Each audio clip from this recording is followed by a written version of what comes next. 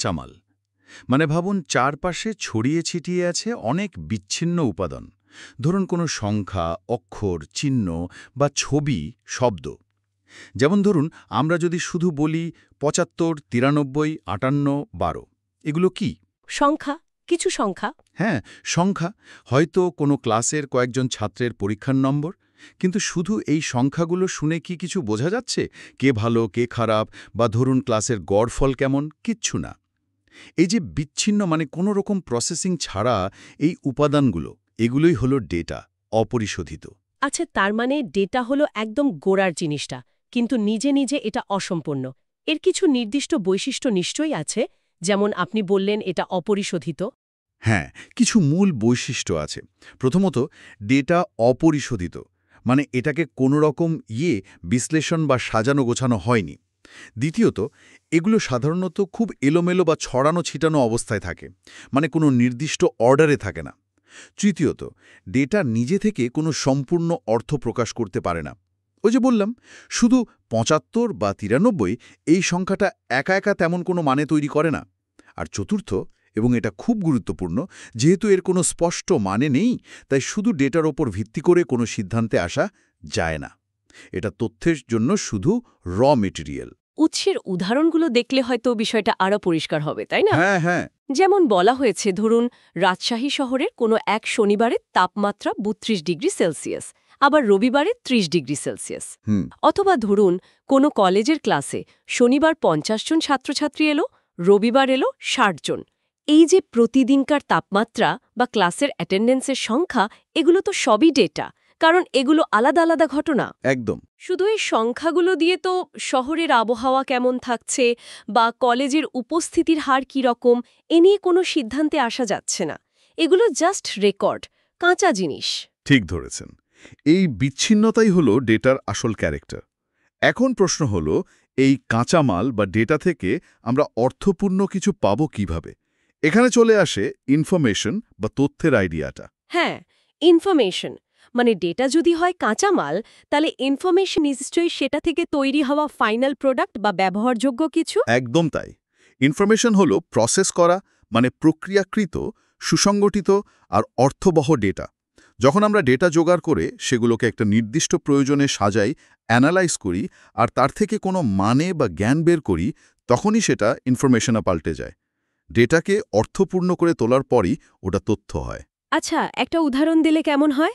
উৎসে যেমন বলা ছিল, ধরুন অনার্স প্রথম বর্ষের ছাত্রছাত্রীদের গড় বয়স ২১ বছর।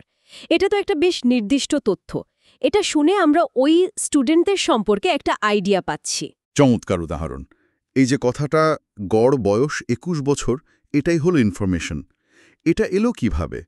নিশ্চয়ই প্রথমে অনেক ছাত্রছাত্রীর বয়স আলাদা আলাদা করে সংগ্রহ করা হয়েছে। সেগুলো ছিল ডেটা। তারপর সেই বয়সগুলোকে একসাথে করে মোট ছাত্রছাত্রীর সংখ্যা দিয়ে ভাগ করে একটা গড় বের করা হয়েছে। এই যে পুরো কাজটা, ডেটা সংগ্রহ, সাজানো, হিসেব করা, বিশ্লেষণ, এরই ফল হলো এই ইনফরমেশনটা। এখন এই তথ্যটা অর্থপূর্ণ। এটা আমাদের ওই গ্রুপটা সম্পর্কে একটা ধারণা দিচ্ছে।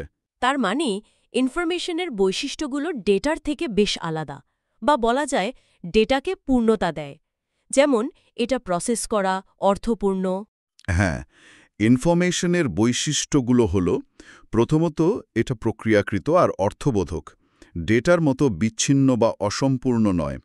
দ্বিতীয়ত, এটা ডেটা বিশ্লেষণ করেই তৈরি হয়, মানে এর উৎস কিন্তু ডেটাই। তৃতীয়ত, এটা একটা স্পষ্ট ধারণা বা জ্ঞান দেয়।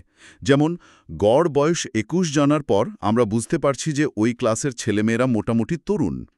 চতুর্থত, এবং এটা খুব কাজের, ইনফরমেশনের ওপর ভিত্তি করে সিদ্ধান্ত নেওয়া যায়। ধরুন কলেজ কর্তৃপক্ষ এই তথ্যটা ব্যবহার করে স্টুডেন্টদের জন্য কোনো স্পেশাল প্রোগ্রাম বা অন্য কিছুর প্ল্যান করতে পারে। উৎসে আরেকটা উদাহরণ ছিল গড় সিজিপিএ নিয়ে। হ্যাঁ, হ্যাঁ। অনার্স প্রথম বর্ষের ছাত্রছাত্রীদের গড় সিজিপিএ 3.21। এটাও তো একই রকম, তাই না? অনেকগুলো আলাদা আলাদা সিজিপিএ, যেগুলো ডেটা, সেগুলোকে একসাথে করে একটা গড় বের করা হলো, যেটা ইনফরমেশন। ঠিক। আর এই গড়টা পুরো ক্লাসের রেজাল্ট কেমন সে ব্যাপারে একটা ধারণা দিচ্ছে। এই তথ্যের ভিত্তিতে হয়তো শিক্ষকরা বুঝতে পারবেন ক্লাসের অবস্থা কেমন বা কোনো এক্সট্রা হেল্প লাগবে কিনা। নিখুঁতভাবে বলেছেন। এই উদাহরণগুলো আসলে ডেটা থেকে তথ্যে যাওয়ার পুরো রাস্তাটা আর তথ্যের উপযোগিতা বুঝতে খুব সাহায্য করে। এখন আমরা যদি ডেটা আর ইনফরমেশনের মধ্যে পার্থক্যগুলো আরেকটু গুছিয়ে দেখি, তাহলে ব্যাপারটা আরও পরিষ্কার হবে। হ্যাঁ, সেটা খুব দরকারি।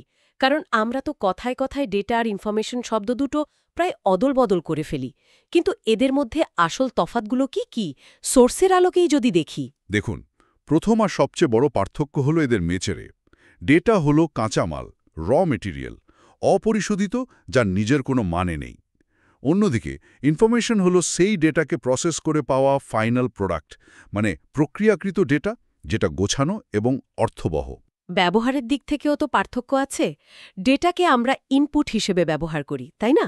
সিস্টেমে দিই, আর প্রসেসিংয়ের পর ইনফরমেশনকে আউটপুট হিসেবে পাই। উৎসে একটা দারুণ তুলনা ছিল, তুলো থেকে সুতো, সুতো থেকে কাপড়, কাপড় থেকে পোশাক। এখানে তুলো যেন ডেটা আর পোশাক হলো একদম ফাইনাল ইনফরমেশন। মাঝের ধাপগুলো হলো প্রসেসিং। খুব ভালো উপমা। এটা ডেটা ইনফরমেশনের সম্পর্কটা বুঝতে হেল্প করে।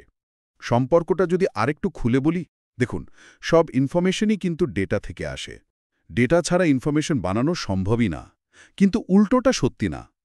আমরা যত ডেটা সংগ্রহ করি তা সবই যে ইনফরমেশনে পাল্টে যাবে বা কাজে লাগবে এমন কোনো কথা নেই। প্রসেসিংয়ের সময় অনেক ডেটা হয়তো বাদও চলে যায়, কারণ ওগুলো দরকারি নয় বা ঠিক প্রাসঙ্গিক নয়। ধারণার দিক থেকেও তো বিশাল পার্থক্য। ডেটা যেহেতু বিচ্ছিন্ন, তাই এটা কোনো পুরো ছবি দিতে পারে না। পারে না। কিন্তু ইনফরমেশন যেহেতু ওটা গোছানো আর অর্থবহ, তাই ওটা একটা স্পষ্ট আর সম্পূর্ণ চিত্র তুলে ধরতে পারে। নির্ভরশীলতার ব্যাপারটা দেখুন। ডেটা কিন্তু ইনফরমেশনের উপর নির্ভর করে না। ডেটা একা একাই থাকতে পারে, কিন্তু ইনফরমেশন সেটা পুরো মাত্রায় ডেটার উপর নির্ভরশীল। ঠিকঠাক আর যথেষ্ট ডেটা না পেলে সঠিক ইনফরমেশন পাওয়া যাবে না। তথ্যের কোয়ালিটি নির্ভর করে ডেটার কোয়ালিটির উপর। আর সবচেয়ে কাজের পার্থক্যটা বোধহয় সিদ্ধান্ত নেওয়ার ক্ষেত্রে। আপনি আগেই বলছিলেন, শুধু ডেটা দেখে সিদ্ধান্ত নেওয়া যায় না। যেমন ক্লাসের কে কত নম্বর পেল, সেই আলাদা আলাদা ডেটা দিয়ে হয়তো বড় কোনো পলিসি ঠিক করা যায় না। কিন্তু যখন ওই নম্বরগুলো বিশ্লেষণ করে আমরা পাশের হার বা ধরুন গড় নম্বর ইনফরমেশনটা পাই, তখন সেটার ভিত্তিতে আমরা পড়ানোর পদ্ধতি বদলাবো কিনা বা অন্য কোনো জরুরি সিদ্ধান্ত নিতে পারি। একদম। জ্ঞানের স্তর দিয়েও একটা পার্থক্য করা হয়, যেটা উৎসে বলা হয়েছে। ডেটাকে বলা হচ্ছে জ্ঞানের একদম প্রথম বা নিচের স্তর, আর ইনফরমেশনকে বলা হচ্ছে জ্ঞানের দ্বিতীয় স্তর। শুধু ডেটা জানাটা হলো জ্ঞানের প্রথম ধাপ, কিন্তু সেই ডেটা থেকে যখন অর্থ বের করে আমরা ইনফরমেশন পাই, তখন আমরা জ্ঞানের পরের ধাপে উঠি। ইনফরমেশন আমাদের জানার পরিধি